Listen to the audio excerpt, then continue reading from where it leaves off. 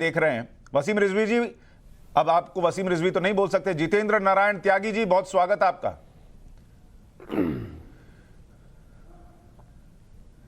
आपको जी शुक्रिया। आपको अपना नाम जितेंद्र नारायण त्यागी सुनने की आदत हो गई है, या कोई बुलाता है तो समझ में नहीं आता किसको बुला रहे हैं?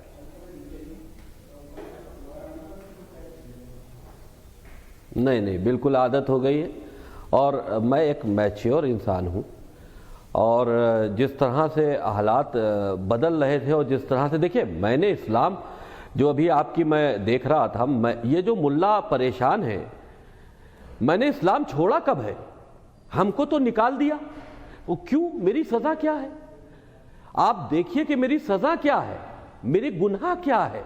मैंने राम मंदिर की जगह पर राम मंदिर की पैरवी की सुप्रीम कोर्ट ने में हमने हलफनामा दिया, हमको इस्लाम से निकाल दिया। हमने राम की जन्मभूमि फिल्म बनाई, हमको इस्लाम से निकाल दिया। हमने मदरसों में गलत शिक्षा देने की बात कही, हमको इस्लाम से निकाल दिया। हमको मुर्तद कहा जाता है, बार बार कहा जाता है। मुर्तद का मतलब वही जो इस्लाम छोड़कर चला जाए। हमको इस्लाम से कई बार निकाला गया।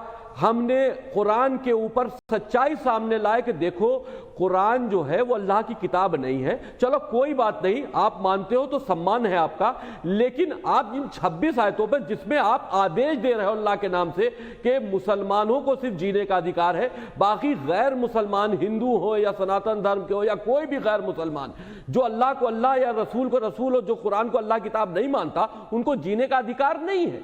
उनका कत्ल करो, उनको मुसलमान बनाओ। मुसलमानों को ही दुनिया में राइट है कि वो यहां पर हुकूमत करें। ये इस्लाम के जो पैगाम है, जब मैंने इस पर आवाज उठाई तो हमको इस्लाम से निकाल दिया गया। हमने फिर आगे और बढ़कर मोहम्मद जो इस्लाम के फाउंडर हैं, उनके चरित्र को उजागर किया। मैं जरा सा इस पर अभी आऊंगा। जब ऐसा चरित्र का इंसान जो अहंकार, जितेंद्र जी मैं इस पर आऊंगा, और लेकिन मेरा प्रश्न आपसे ये, आप खुद कह रहे हैं कि आपने इस्लाम छोड़ा नहीं, आपको इस्लाम से निकाल दिया गया। मतलब एक तरीके से जो आप बता रहे हैं उसके हिसाब से धक्के मार के निकाल दिया गया। तो लोग ये क्यों माने कि आपने हिंदू धर्म को अपनाया है? आपने तो इस्लाम छोड़ा नहीं, आपको किसी ने धक्के मार के निकाल दिया, तो आपको जो जगह मिली आप वहां आ गए। आप हिंदू तो हुए नहीं, आप तो मजबूरी में हिंदू बने। इसका मतलब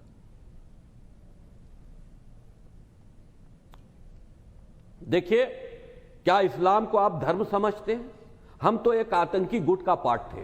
उस गुट ने हमको बाहर कर दिया क्योंकि हमने उस आतंकी गुट की असलियत। अरे भाई, आतंकी गुट में आप थे ना, आपने तो नहीं छोड़ा ना आतंकी गुट। आप खुद कह रहे हैं आपने आतंकी गुट नहीं छोड़ा, आपको धक्के मारकर निकाला गया उस आतंकी गुट से। तो आप कैसे आतंकी नहीं थे? आप क्यों माने आप हिंदू हैं? जब धक्के मारकर आप क्यों नहीं मानेंगे? क्योंकि मैंने रीति रिवाज के साथ में हिंदू धर्म अब मैंने अपनाया है। अरे अपनाया क्या है? आपने मुझको अपनाया क्या है? आप तो खुद कह रहे हैं कि मैंने इस्लाम छोड़ा नहीं। आप छोड़कर आते, अगर ये धर्म इतना अच्छा है और अगर आपको ये पसंद था और आपको लगता है इस्लाम जो है वो आतंकवादियों का गुट है। एक minute sir, let me complete. अगर इस्लाम में आतंकवादियों का गुट है, धर्म नहीं है, तो आप उसको छोड़कर आए होते। आप तो आज भी कह रहे हैं कि मैंने छोड़ा नहीं, मुझे निकाल दिया इसलिए मैं यहां आ गया। तो आप यहां को स्वीकार थोड़ी कर रहे हैं, आपकी मजबूरी है हिंदू बनना।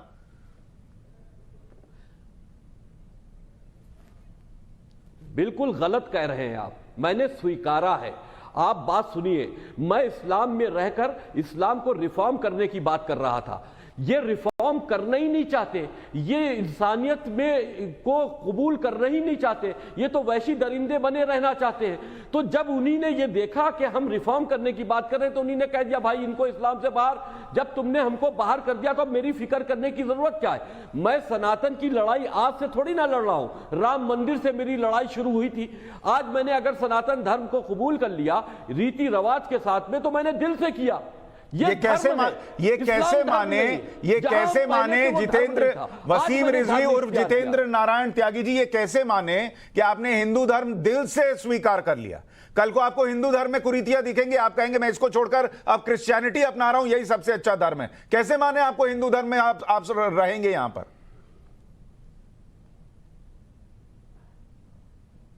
देखिए, कुरीतियां हर तरफ होती हैं, लेकिन उसका सुधार होता है। क्या हिंदू धर्म में कुरीतियां नहीं थी?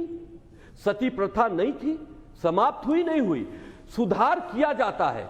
आप देखिए कि हिंदू धर्म दुनिया का सबसे पुराना सनातन धर्म है, सबसे पहला सनातन धर्म है, जो के इतिहास में हमको इस बारे में मिलता है, हमने पढ़ा है।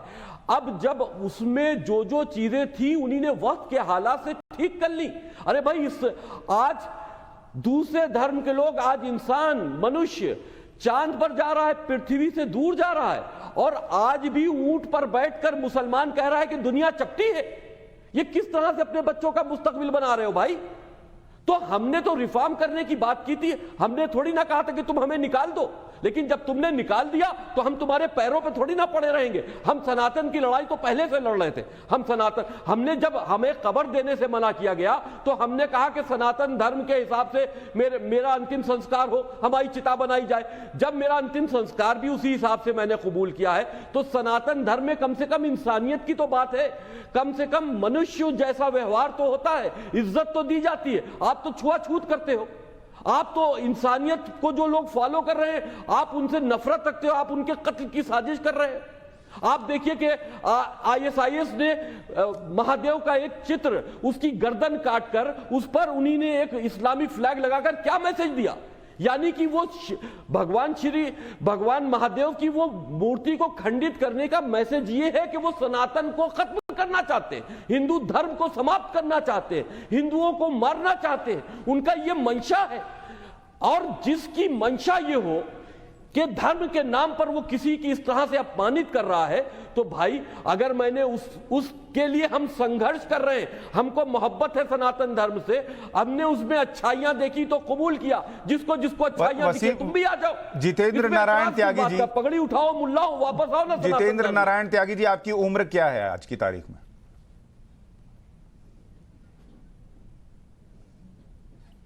मेरी उम्र लगभग 50 के आसपास है। 50 साल है। और आप भी ये मानते हैं क्या कि आपके पूर्वज भी किसी वक्त में हिंदू रहे होंगे?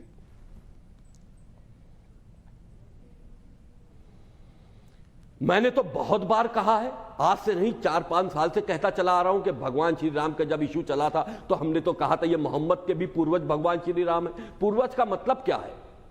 बुजुर्ग, हमारे जो पहले आए वो हमारे सब बुजुर्ग हैं। ठीक है, तो पूर्वज तो भगवान श्री राम मोहम्मद के भी होंगे। हाँ। अरे दुनिया में जो भी पहले आया है वो बाद में आने वाले का पूर्वज ही तो हुआ।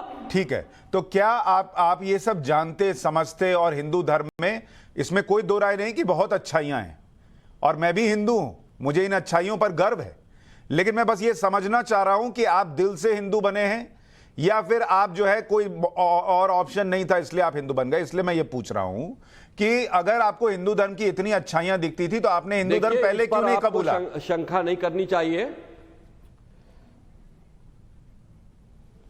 देखिए, मैं एक संघर्ष कर रहा व्यक्ति हूं, मैं कई सालों से संघर्ष कर रहा हूं। मैं चाहता था कि मुसलमानों को रिफॉर्म किया जाए, मुसलमानों को ठीक किया जाए। मैंने बात पर बात निकालते हुए उनको समझाया, उनको आईना दिखाने की कोशिश की कि तुम इंसानियत के खिलाफ काम कर रहे हो। लेकिन जब उन्हीं ने, आप बताइए कि जुमे की नमाज कितना अहम दिन मुसलमानों के लिए होता है, जब उस जुमे की नमाज के बाद वो बाहर निकल के कत्ल की साजिश करते हैं, तो अब ये बताओ किसकी इबादत कर रहे हो? तुम जुमे की नमाज के बाद मेरे पुतले फूंकते हो, यति नरसिंहानंद जी के पुतले फूंकते हो, हर जुमे में मेरा इनाम बढ़ जाता है कत्ल का। भाई अभी जो आपने छोटे छोटे इनाम की घोषणा की, हैदराबाद में कांग्रेस का एक जो एक्स कैंडिडेट रहा है उसने तो 50 लाख 1 करोड़ रुपया इनाम घोषित किया हर जुमे को, अगले जुमे में और ये इनाम बढ़ जाएगा। तो आप डर के आ गए कि आपको यहाँ आएंगे, हिंदू धर्म में रहेंगे तो बचे रहेंगे, नहीं तो ये लोग तो मार देंगे। प्लानिंग करके डर, तो क्या वो बचे क्यों रहेंगे? भाई डर नहीं है, डर तो हम तब भी नहीं थे, आज भी नहीं है। और मैं खुल कर इस बात को लड़ना चाहता हूं। आईएसआईएस जैसी जो कट्टरपंथी संगठन है, मैं उनके विचारों से भी लड़ना चाहता हूं, वक्त पड़ी तो सामने भी लड़ सकता हूं। अफगानिस्तान भी मुझे भेज दो। ठीक है, तो थोड़ा सबूत दीजिए। अगर हिंदुत्व के जितेंद्र जी की आप सौगंध ली है, जितेंद्र जी आपने सौगंध ले ली और इस धर्म को इतना आप पसंद करते हैं, इसमें आने के पहले आपने कुछ होमवर्क किया? हनुमान चालीसा आती है आपको?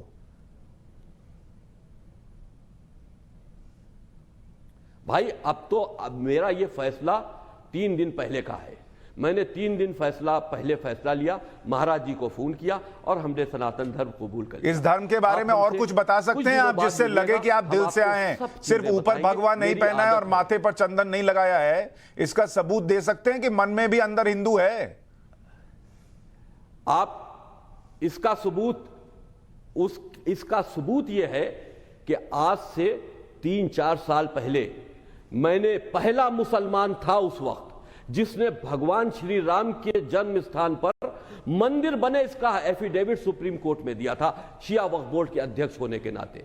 तो यह कोई बहकी हुई बात थोड़ी ना है, पूरे समाज से लड़ जाना यह कोई बहकी हुई बात थोड़ी ना है। तो मैंने इसका एफिडेविट दिया था क्योंकि मैंने जब यह कहा कि भगवान श्री राम मेरे ख्वाब में आए थे, लोग मेरा हंसी मजाक बनाने लगे। तो ये तो हर चीज का हंसी मजाक बनाते हैं, बेइज्जत करते हैं। मैंने अगर के सनातन धर्म से अगर मुझे इतनी मोहब्बत और इतनी अगर वो ना होती, इंसानियत मैंने ना देखी होती, तो मैं भगवान श्री राम के मंदिर के लिए मैंने क्यों एफिडेविट दिया होता? मैं तो सुन्नी समाज के साथ में जैसे इससे पहले ठीक है, मैं बाकी मेहमानों के पास जाऊं उससे पहले एक प्रश्न का जवाब दीजिए आखिर में। सर आखिर में एक प्रश्न का जवाब दीजिए, हिंदू धर्म तो नहीं छोड़ देंगे?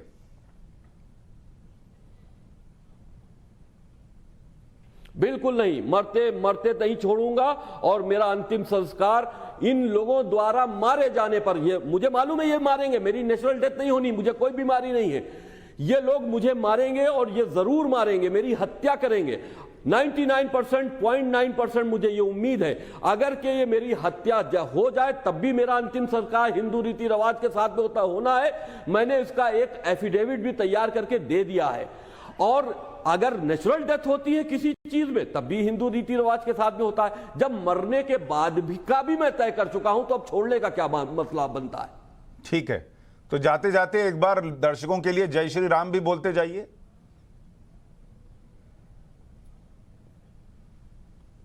जय श्री राम, हर हर महादेव। हमको सनातन धर्म मैंने खुशी से कबूल किया है और आस्था रखते हुए कबूल किया है। जो इसमें जिनको ढोंग दिखाई दे रहा है वो हमारी बात को सिर्फ कमजोर करना चाह रहे हैं। ये वही लोग हैं कि जो इस बात पर तैयार नहीं हुए कि इस्लाम में रिफॉर्म होना चाहिए। नहीं, इस्लाम में रिफॉर्म होना नहीं चाहिए या होना चाहिए, इस पर अभी हम बहस करेंगे। लेकिन वसीम रिजवी जी, हो सकता है आपको मेरे कुछ प्रश्न चुभे हों, पर वो मेरी जिम्मेदारी थी कि मैं आपसे पूछूं, क्योंकि कुछ लोगों के मन में ये प्रश्न थे कि आप ईमानदारी से आए हैं, सिर्फ बचने के लिए आए हैं, डर से आए हैं, या इस धर्म को, हिंदू धर्म को समझते हैं, इसकी अच्छाइयों को समझते हैं इसलिए आए हैं। और उसको मैंने आपसे समझने के लिए प्रश्न पूछे, आपने बखूबी जवाब भी दिए। बहुत बहुत शुक्रिया हमारे साथ जुड़ने के लिए जितेंद्र नारायण त्यागी जी।